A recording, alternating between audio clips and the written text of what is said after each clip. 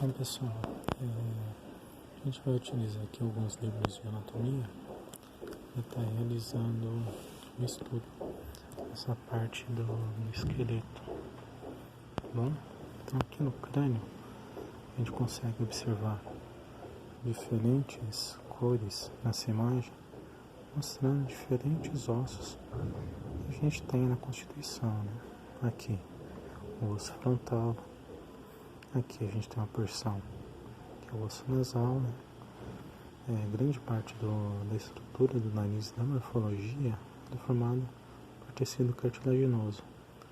Porém, a gente pode observar que a base, a raiz nasal, ela é formada por uma parte óssea. Aqui a gente tem o osso da maxila, nesse tom dourado, a gente tem o osso zigomático. E aqui atrás, em verde, temos o esfenoide, a gente pode observar dentro da órbita, e em vermelho aqui, ó, bem clarinho o etimoide.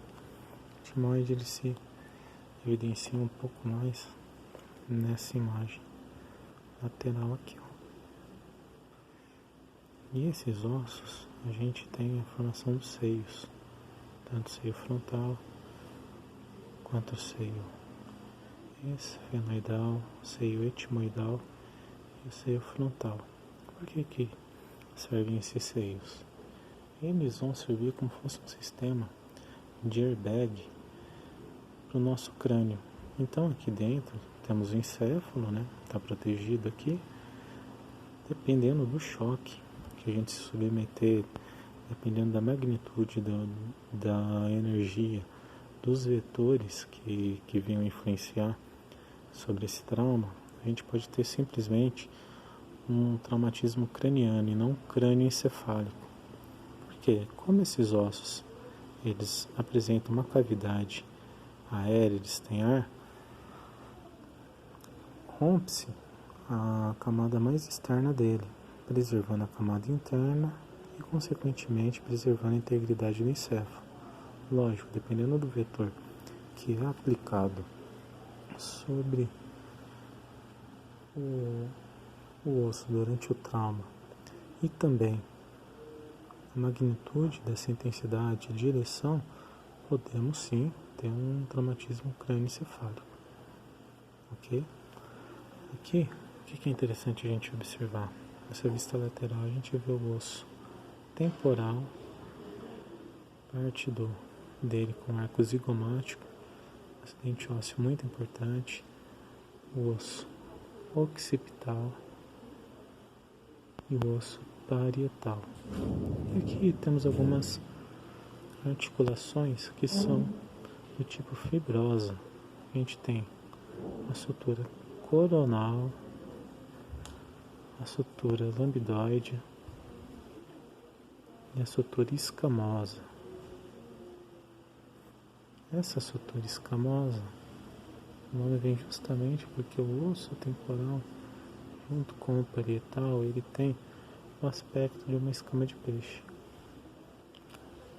Que é uma estrutura muito importante, processo estiloide. Aqui a gente tem um processo mamilar,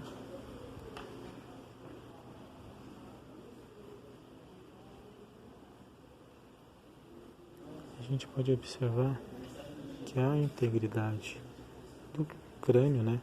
Aqui, a imagem do víscero do crânio, que é o crânio facial, e aqui a imagem do neurocrânio. Neurocrânio porque ele protege a cavidade craniana, cavidade na qual se encontra o encéfalo. Então, se a gente passear aqui, a gente ainda tem a mandíbula, né? Uma das principais articulações aqui do tipo sinovial, articulação temporomandibular.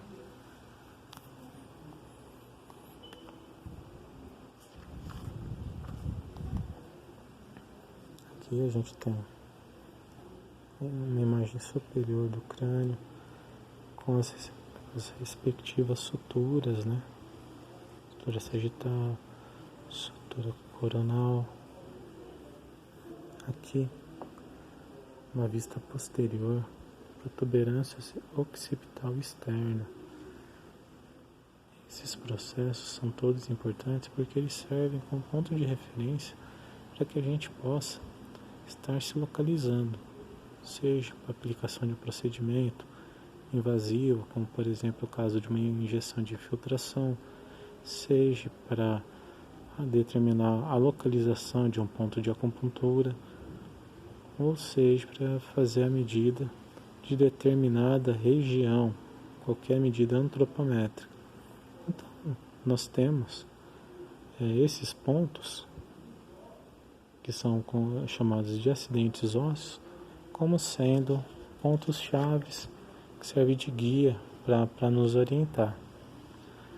A gente fazendo uma secção sagital no crânio, a gente consegue observar estruturas importantes aqui, ó. Uma que chama muita atenção é essa aqui, a célula túrcica, onde fica a hipófise. Ela fica protegida nessa região. Aqui a gente tem a impressão dos sulcos arteriais. O pulsar das artérias vão formando no osso parietal essas inervações, essas ranhuras, esses sulcos.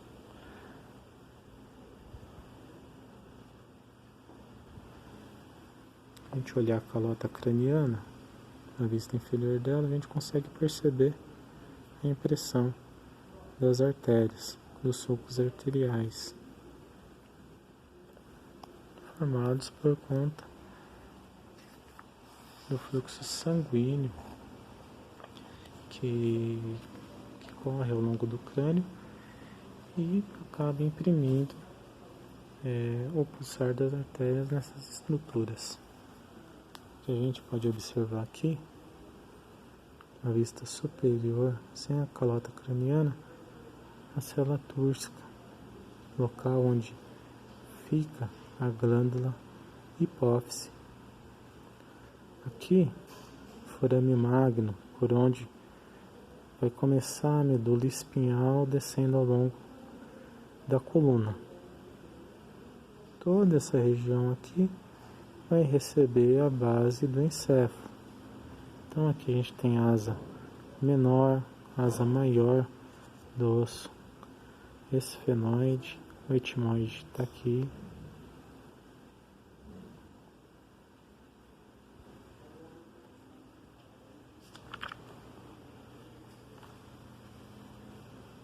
Aqui numa visão inferior, forame magno, a região do palato, né?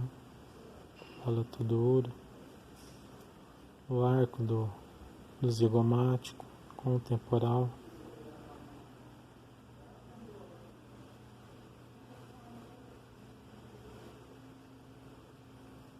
Aqui, ó, côndilo occipital, que é a região que vai formar a articulação entre o atlas e o occipital, a articulação atlanto-occipital.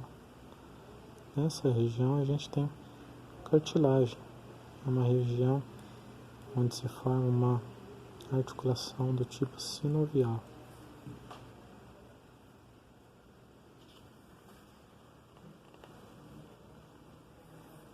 E aqui nessa imagem do raio-x, a gente pode perceber essa região aerada do osso frontal, do esfenoide, do etimoide e da maxila também. Qual a importância disso? Proteção para o crânio, proteção contra choque e também a presença de ar dentro dessa cavidade vai favorecer uma leveza para essa estrutura. O peso próprio da estrutura vai ser mais leve. Então todo esse peso que o encéfalo, a própria estrutura óssea, a pele, os olhos vão formando sobre a cabeça, com a presença dessas cavidades de ar, além de gerar uma proteção para o encéfalo, a gente vai ter uma leveza aí no preso da cabeça, a estrutura por si só. Passando um pouco adiante, a gente vai ter o estudo das vértebras aqui.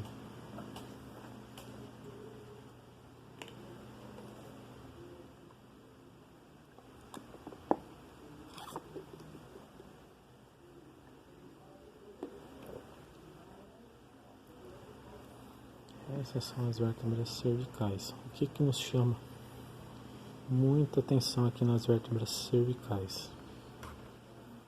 A gente tem na vértebra o corpo vertebral, o arco vertebral, processo transverso, processo articular, onde tem a cartilagem, 4 processos articulares em cada uma, processo espinhoso, a lâmina vertebral, né? E aqui o forame transversal. Esse forame, ele é importante porque através dele vai passar a artéria vertebral. Aqui pelo raio-x, ela vai passar nessa região e adentrar ao encéfalo, irrigando principalmente a região occipital do cérebro. Então, traumas na região cervical podem afetar o cérebro por conta de episódios de isquemia cerebral ou sangramento interno, né, por conta da ruptura das artérias vertebrais, uma de cada lado, esse conjunto das vértebras. As cervicais são as únicas vértebras pelas quais atravessa uma estrutura circulatória, uma estrutura vascular. A grande importância aqui desse forame vertebral é justamente por onde vai passar o canal medular.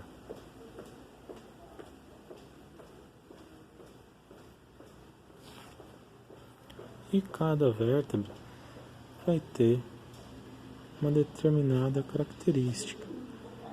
As vértebras mais baixas, vértebras lombares, os processos espinhosos são mais largos, mais estreitos, né? Então a gente consegue identificar certas particularidades dentro dessas vértebras.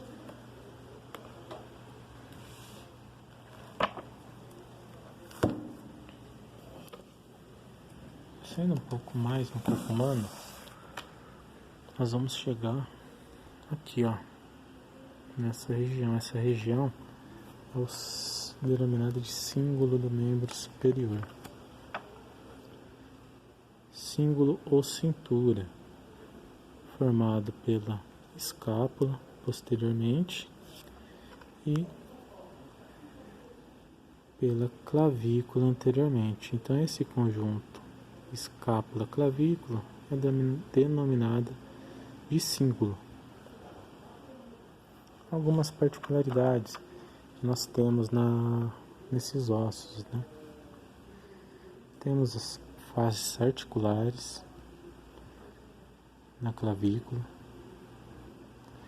Essa região aqui, ela é a extremidade acromial.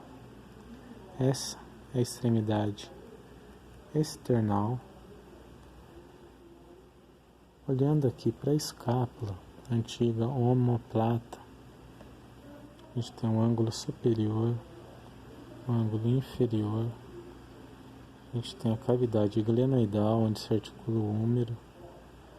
Temos o processo espinhoso, aqui o acrômio e à frente o processo coracoide. Essa é uma vista anterior, né? O processo coracoide se destaca aqui e o acrômio um pouco mais acima, que é a face subescapular. Essa vista é muito importante porque por aqui passam os músculos do manguito rotador. E bem nesse ponto aqui, o tendão do supraespinal, ele acaba sofrendo uma compressão dinâmica durante a movimentação do ombro, impactando aqui no acrômio. E isso vai formando um osteófito, um bico de papagaio aqui. Isso favorece a ruptura. Dependendo do grau, a gente vai ter o grau da síndrome do impacto. Ela costuma variar de 1 a 4, de acordo com as alterações que o acrômio e o tendão vai apresentando.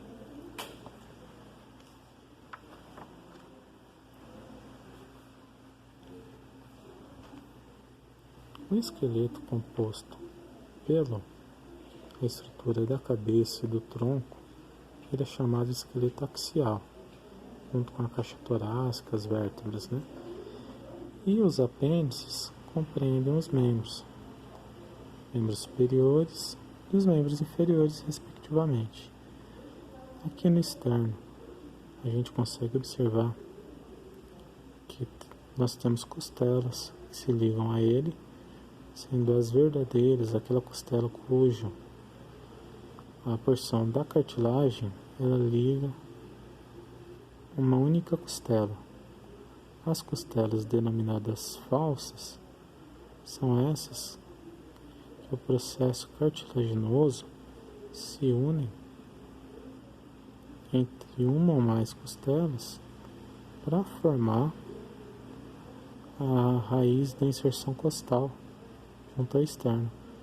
E temos aqui as costelas flutuantes, que são aquelas costelas que não possuem processo cartilaginoso que se ligam ao externo. Em casos patológicos, temos também a formação de uma costela na região cervical, conhecida como costela cervical. Isso causa muitas dores na região cervical, sinais e sintomas de compressão de membro superior e ipsilateral do lado que você tem a formação, né? Mas é um processo, lembrando, da costela cervical é um processo patológico. É uma alteração anatômica, uma variação da anatomia. No externo a gente tem o manúbrio, temos o corpo do externo e o processo chifoide. Aqui nós temos o húmero, o rádio e a una, e os ossos do carpo.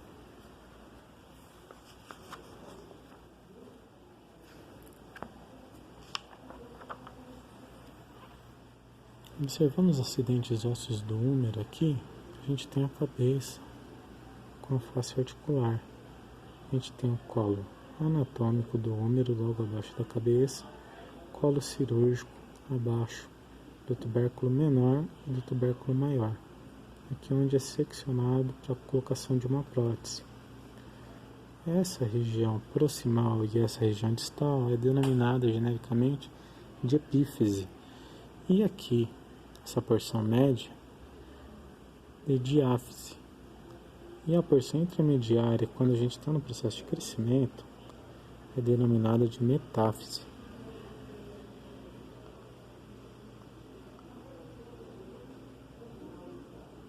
Aqui uma estrutura muito importante é o sulco intertubercular, por onde passa o tendão do músculo bíceps. Aqui nessa porção distal, a gente tem os epicôndilos medial e lateral.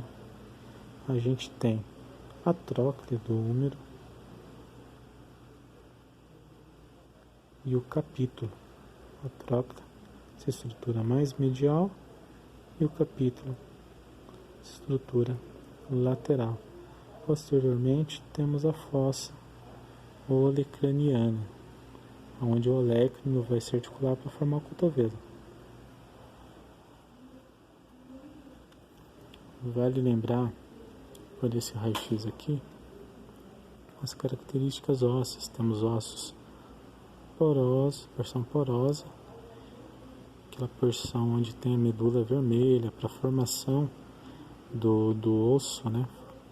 Formação do tecido sanguíneo, células sanguíneas, e a formação óssea trabeculada, ela vai favorecer em determinadas direções o crescimento ósseo, resistência a choques nessa direção. E temos também o osso compacto, que dá resistência ao osso. O osso poroso, ele é mais sensível que o osso compacto.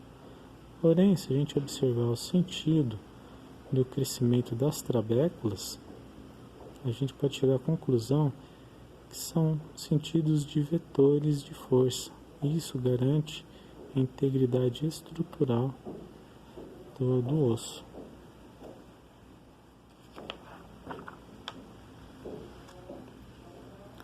E aqui nós temos o rádio, a cabeça do rádio. Em alguns casos raros, quando fraturada, podemos realizar uma cirurgia com a colocação de uma prótese nessa região. Aqui a gente tem o tubérculo, tuberosidade do rádio, que é uma proeminência, onde músculos se inserem, o bíceps. Aqui embaixo a gente tem a face articular, que vai se articular com os ossos do carpo, os 8 ossos carpais. E aqui o processo estiloide. Aqui numa vista medial, incisura ulnar, que é a face onde a una se articula com o rádio. E aqui a porção articular com o processo estiloide. E aqui a una, aparece uma chave de bico, né? Porção que vai se articular com o húmero para a formação do cotovelo. Aqui o olecrano. Processo coronoide. Aqui embaixo a gente tem a cabeça e o processo estiloide da una. Esses processos estiloides, tanto do rádio quanto da una, são pontos sensíveis. Geralmente ocorrem fraturas. E aqui a gente tem o sistema articular. Aqui, uma articulação do tipo gíngrimo, sinovial, e aqui uma outra sinovial do tipo trocoide.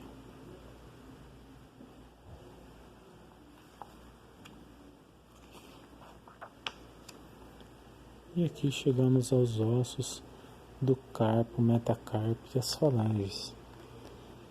Então, temos aqui o escafoide, semilunar, piramidal e o pisiforme, que é o trapézio, trapezoide, capitato e o amato.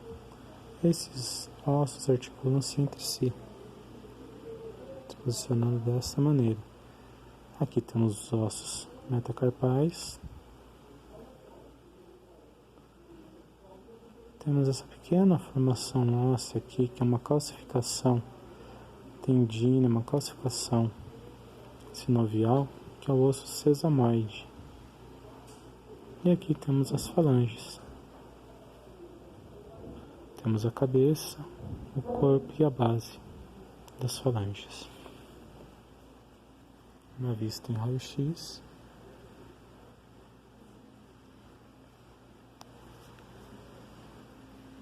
Onde a gente pode identificar esses ossos do carpo.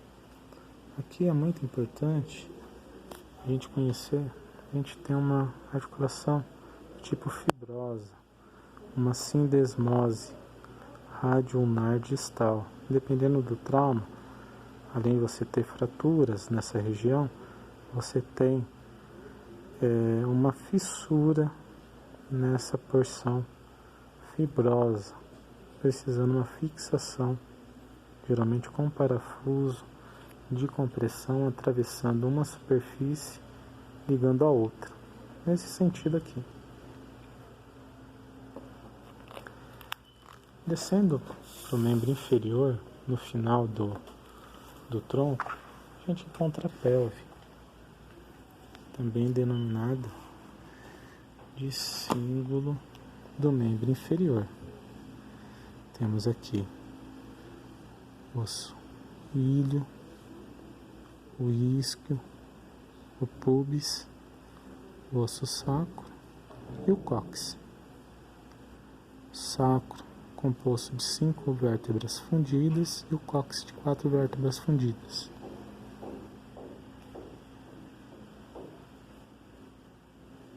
Aqui a gente consegue perceber a presença de ligamentos, né, para sustentar e estabilizar as articulações, juntamente com os músculos que se originam ou se inserem nessas estruturas.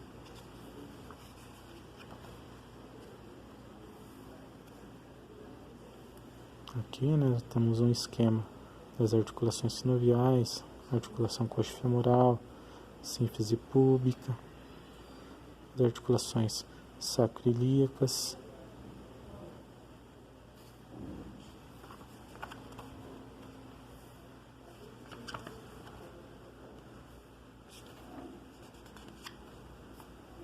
chegamos aqui ao fêmur, o maior osso do corpo humano. Então, quando a gente olha aqui no raio-x de uma criança, a gente consegue observar a presença das chamadas fises de crescimento, porque não foi fechado o crescimento ósseo, ele não foi concluído. Geralmente, esse crescimento ósseo ele se conclui quando você tem a menarca, a primeira menstruação, indicando que o jovem entra na adolescência. Com isso, cessa o crescimento ósseo. E aqui, importantes estruturas são localizadas ao longo do fêmur. Temos a cabeça do fêmur, o colo do fêmur, o corpo,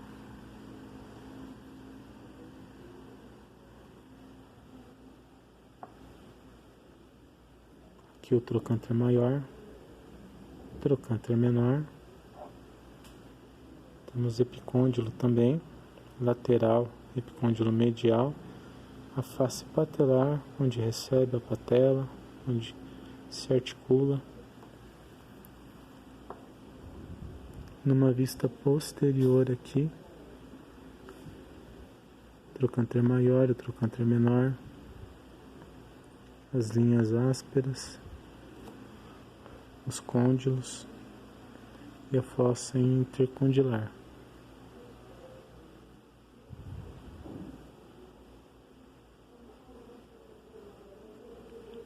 Nessa região aqui,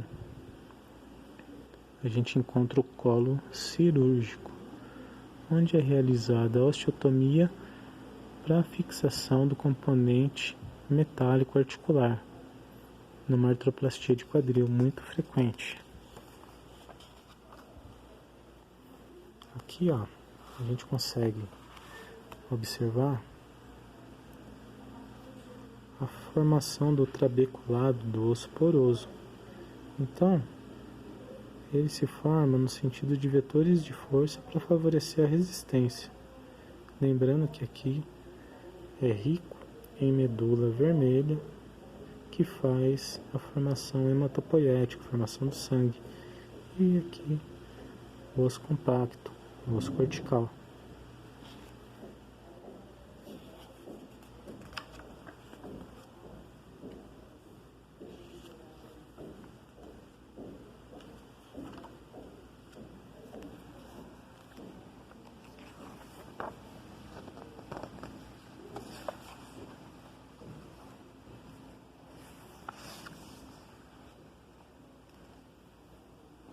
Chegamos aqui aos ossos da perna, a tíbia e a fíbula. A fíbula, nós temos a cabeça dela, temos o corpo e temos aqui um maléolo lateral. Enquanto que na tíbia nós temos o maléolo medial, os côndilos, côndilo medial, côndilo lateral, tubérculo intercondilar medial e o lateral. Pequenas estruturas aqui onde são inseridos os ligamentos cruzados do joelho. Na porção anterior, a gente vai encontrar a tuberosidade da tíbia, no ponto onde é inserido o ligamento patelar, tendão patelar.